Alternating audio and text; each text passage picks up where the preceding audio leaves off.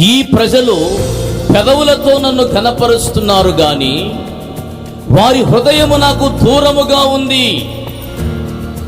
వీరు దేవుని యందలి కలిగిన భయభక్తులు ఏంటంటే, మానవులు విధించిన విధుల ప్రకారం నేర్చుకునేటువంటి ఒక నామకార్థమైనటువంటి భక్తిని కనపరుస్తూ వారు ఏమనుకుంటున్నారంటే, దేవుణ్ణి మేము ఘనపరుస్తున్నాం కదా, దేవుడు మమ్మల్ని ఆశీర్వదించాలి కదా, దేవుడు మమ్మల్ని హెచ్చించాలి కదా, దేవుడు మమ్మల్ని జ్ఞాపకం చేసుకోవాలి కదా.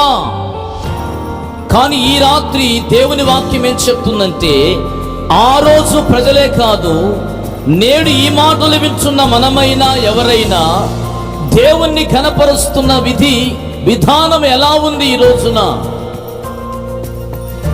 మన హృదయము దేవునికి దూరముగా ఉంది.